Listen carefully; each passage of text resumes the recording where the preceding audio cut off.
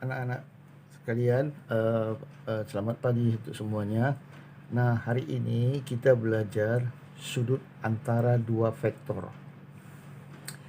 Nah, sudut antara dua vektor ini kita peroleh setelah kita mempelajari perkalian skalar dua vektor. Di mana ini dia, ya kan? A dot B ya sama dengan panjang atau besar A kali besar B kali kosinus sudut alfa, di mana sudut alfa ini adalah sudut yang diapit oleh vektor A dan vektor B. Ini dia kan. Nah, sehingga kalau kita mau mengembangkannya ini, karena kita mau pelajari antara sudut antara dua vektor, maka dari sini kita ambilkan cos alfa sama dengan A dot B dibagi panjang A kali panjang B. Nah, cos alfa. Oke. Nah, A dot B, kalau kita melakukan proses hasilnya, kita harus menggunakan komponen. Ya, di sini kita posisinya kita coba mencari pakai komponennya. Apa itu komponennya? Komponen vektor A dan vektor B adalah itu yang seletak. Misalnya X, Y, Z. Nah, di situ ada dua vektor kan, A dan B kan gitu. Berarti X1 untuk A-nya, B-nya untuk X2-nya gitu kan. Berarti kalau kita selanjutkan ya, X1 kali X2 tambah Y1 kali Y2 tambah Z1 kali Z2 perbesar vektor itu. Besar vektor A adalah sama seperti kita mencari menggunakan akar ya kan. Akar X1 kuadrat tambah Y1 kuadrat tambah Z1 kuadrat kali ya kan akar X2 kuadrat tambah Y2 kuadrat tambah Z2 kuadrat. Nah, inilah cara menentukan sudut antara dua vektor. Ada dua pilihan, dia langsung menggunakan komponen vektornya per besar vektornya. Nah, untuk yang ini sudah langsung kita jabarkan kan gitu. Nah, lihat contoh 1. Diketahui vektor A 3 min 3 0. Vektor B komponennya 2 min 4 2. Carilah besar sudut alfa yang diapit oleh kedua vektor A dan B ini. Nah, oke, kita lihat penyelesaiannya. A dot B berarti sudah lakukan ini tadi ya, komponen vektor A dengan komponen vektor B. Nah, kita coba kalikan, mengalikannya seperti yang di atas ini tadi. Apa? 3 kali 2 tambah min 3 kali min 4 tambah 0 kali 2. Nah, dihitung dapatlah hasilnya 18. Paham? Nah, sekarang kita mencari panjang vektor A karena dibutuhkan ya kan. Nah, panjang vektor A atau besar vektor A adalah komponennya ini yang kita koretkan lalu kita akarkan gitu kan. Untuk A. Oke, 3 kuadrat tambah min 3 kuadrat tambah 0 kuadrat ya kan, 0 kuadrat 0. Nah, dihitung 9 tambah 9 akar 18 ya kan. Dan vektor B begitu juga. 4 ya kan. Min 16, 4 dapatlah akar 24. Nah, kita langsung masukkan pengertian cara menemukan cos alfa itu A dot B per besar A kali besar B. A-nya tadi berapa? 18 ya kan. Kenapa 18 ini? A dot B berarti 18. Oke. Per panjang A. Panjang A itu akar 18. Panjang B akar 24. Ini tetap oke. Akar 18 dirubah menjadi 3 akar 2. Akar 24 dapat disederhanakan menjadi 2 akar 6. Sudah itu kita kalikan 3 kali 2 6. Akar kali akar 12. Berarti ini kita bagi 18 bagi 6 dapat 3. Ini tinggal akar 12 akar 12. Kita tarik dapat 2 akar 3. Nah, 3 per 2 kali 1 per akar 3. Nah, kalau kita mempelajari dulu pernah waktu kelas pertama masuk kelas 10 ya. Ini 3 per 2 kali 3. Oke. Kalikan lagi dengan akar 3. Maka dapatlah setengah akar 3. Nah, itu menilai cos alfanya. Yang ditanya adalah besar sudut alfa. Nah, cos alfa setengah akar 3. Nah, kita udah belajar trigonometri baru-baru ini. Berarti cos alfa yang memiliki nilai setengah akar 3 di kuadran 1 adalah sudut alfanya 30 derajat. Itulah jawaban untuk contoh 1. Nah, contoh 2. Jika titik O adalah sebagai titik pangkal, carilah besar sudut POQ jika koordinat P 1,-1,2 dan koordinat Q 1,0,1. Nah, penyelesaiannya. Untuk menemukan penyelesaiannya, coba kita gambar dulu. Nah, ini titik O sebagai titik pangkal ya 0,0.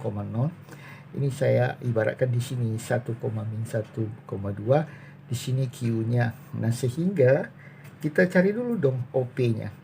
OP itu adalah satu vektor ya kan, di mana merupakan vektor posisi titik P, biasanya dikasih nama dengan huruf kecil P.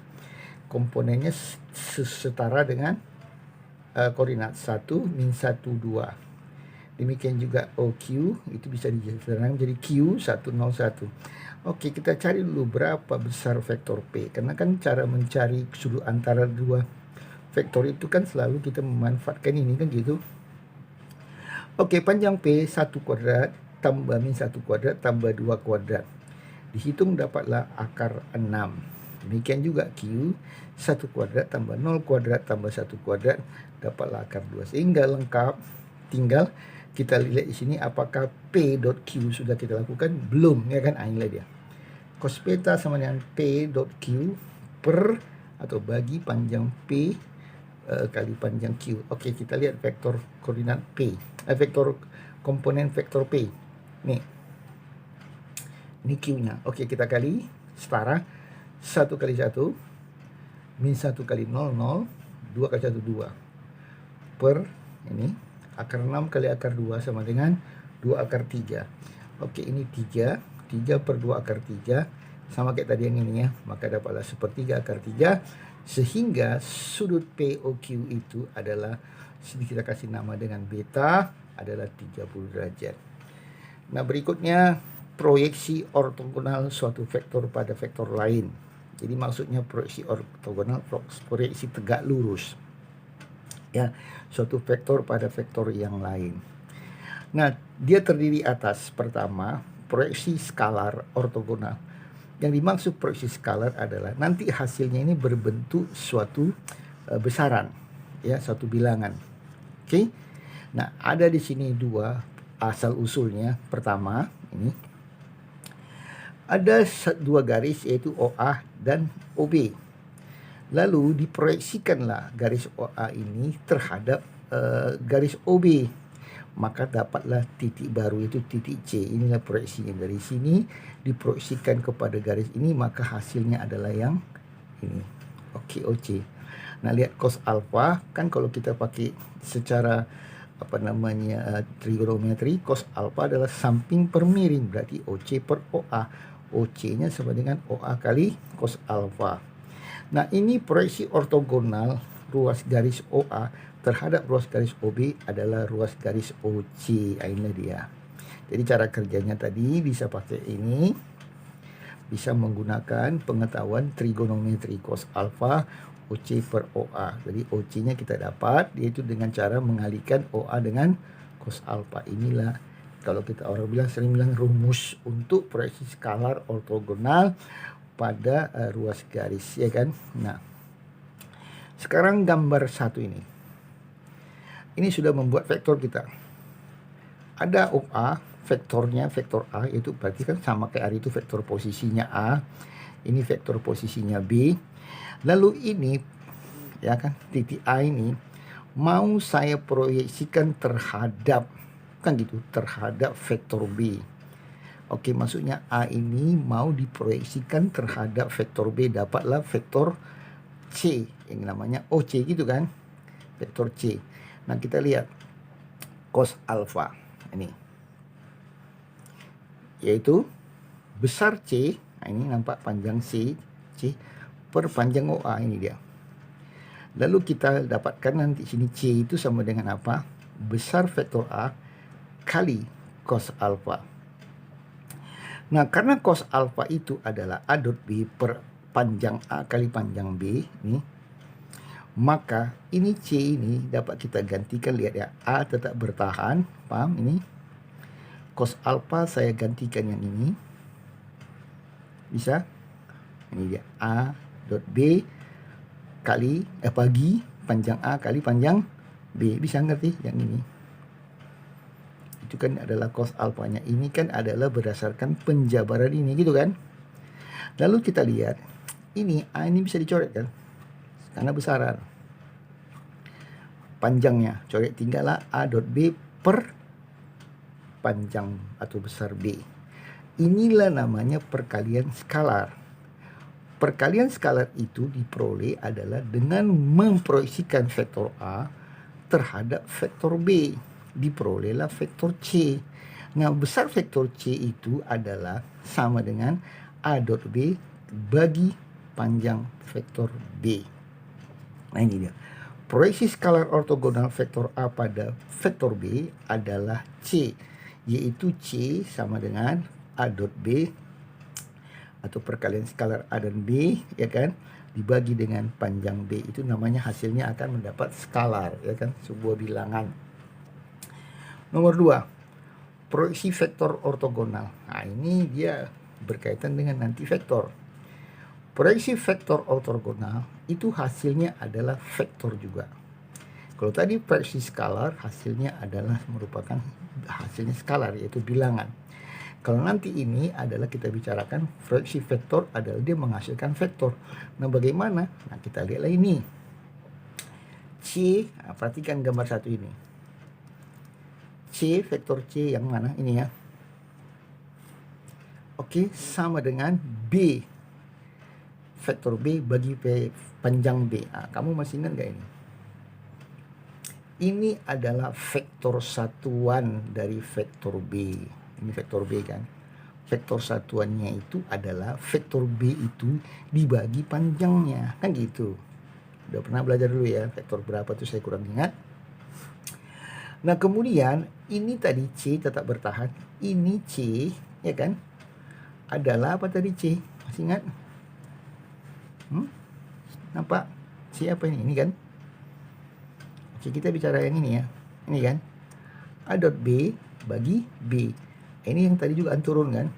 Nah, sesudah itu ini dijabarkan lagi, maka terjadilah proyeksi vektor ortogonal A pada B, berarti ini ya, A pada B, yaitu vektor C gitu kan? Yaitu C-nya itu adalah, ini dia. Ini kan hasilnya skalar.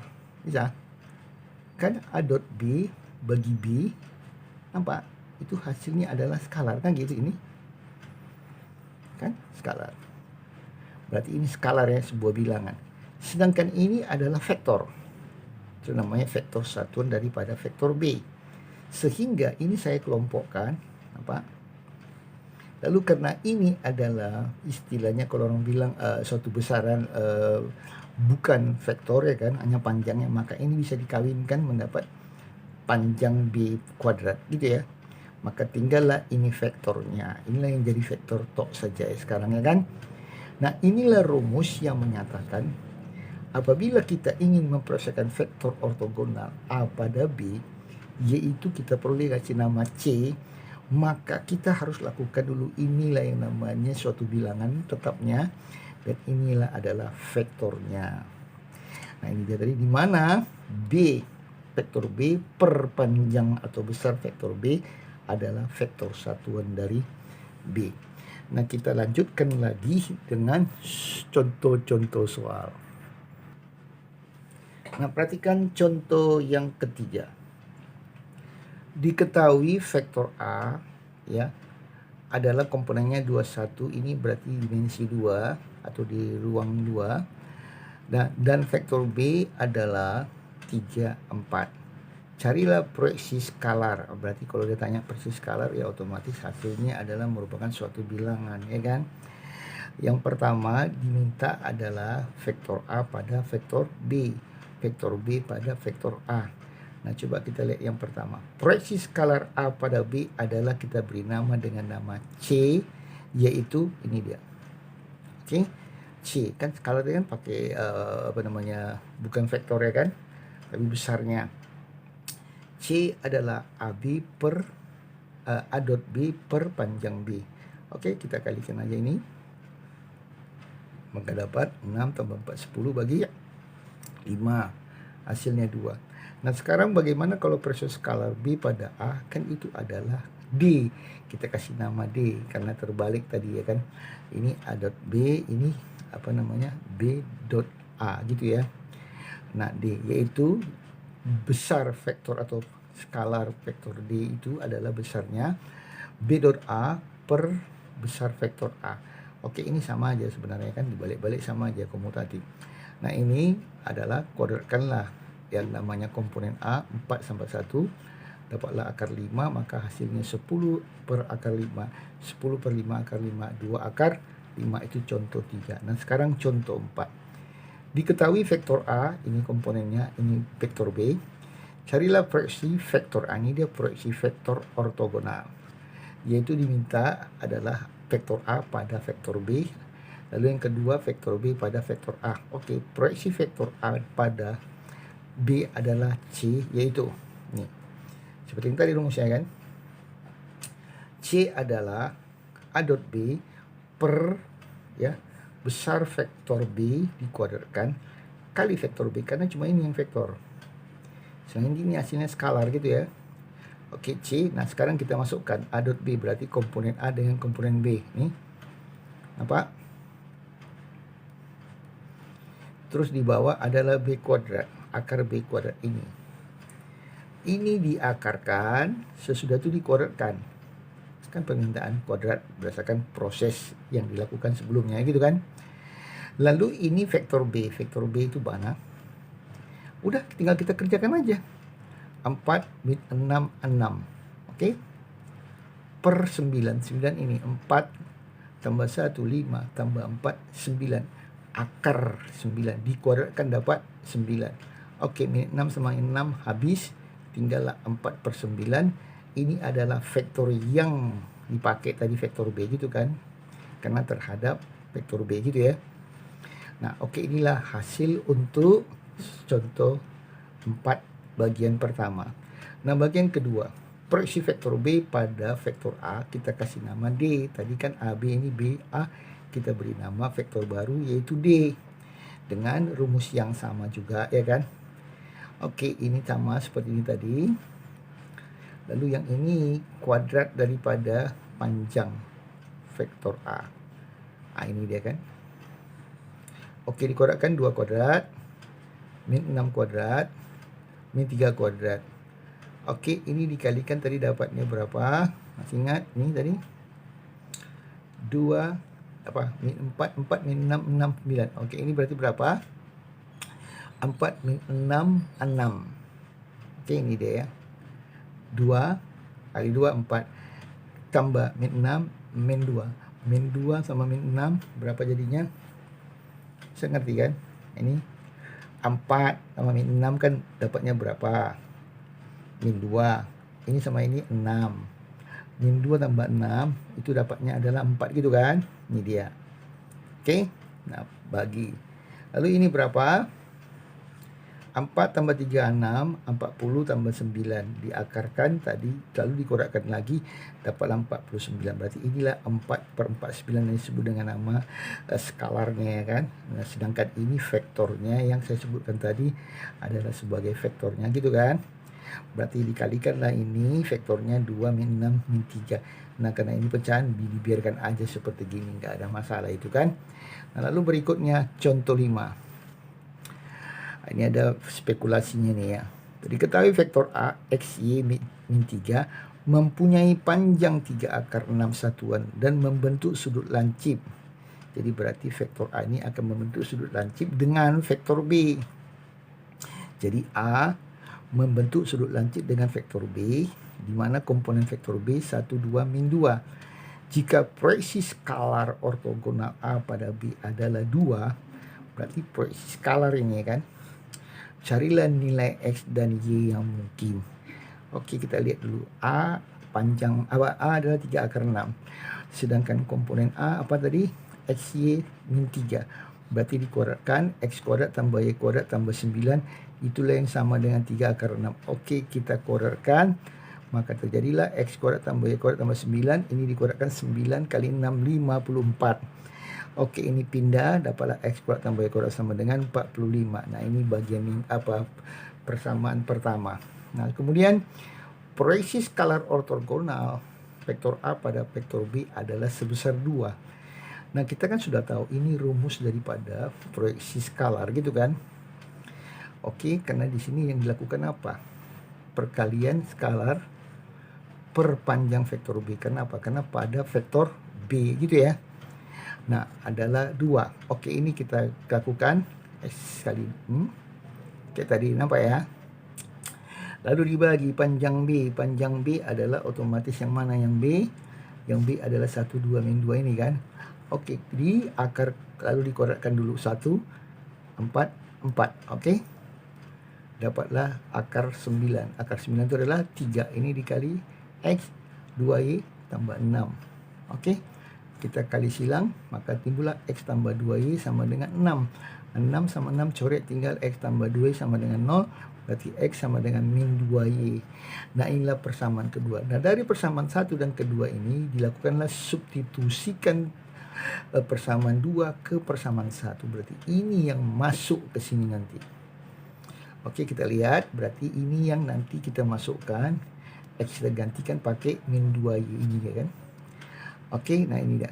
X kuadrat berarti min 2Y kuadrat tambah Y kuadrat sama dengan 45. Di situ 4Y kuadrat tambah Y kuadrat 45. 5Y kuadrat sama dengan 45. Y kuadrat sama dengan 9. Jadi nilai Y bisa diduga mendapat min 3 atau mendapat 3. Nah, kemudian untuk Y sama dengan min 3. Nah, saya pilih yang ini dulu. Diperolehlah X-nya sama dengan min 2 kali min 3, yaitu 6. Inilah pasangan pertama. Lalu kemudian untuk Y sama dengan 3, berarti kita masukkanlah X-nya itu sebesar min 2 kali 3 itu ya, min 2 kali 3. Maka dapatlah min 6 itu pasangan kedua. Dengan demikian, kita yang ditanya tadi berapa? Carilah nilai X dan Y yang mungkin. Jadi, peristiwa contoh kelima ini, ya kan, nilai X dan nilai Y-nya ada dua kemungkinan, yaitu apabila Y-nya min 3, X-nya 6, atau kalau Y-nya 3, X-nya min 6. Nah, saya rasa sampai di sini dulu pertemuan kita. Lain kali kita akan bisa sambung ke materi berikutnya. Terima kasih atas perhatiannya.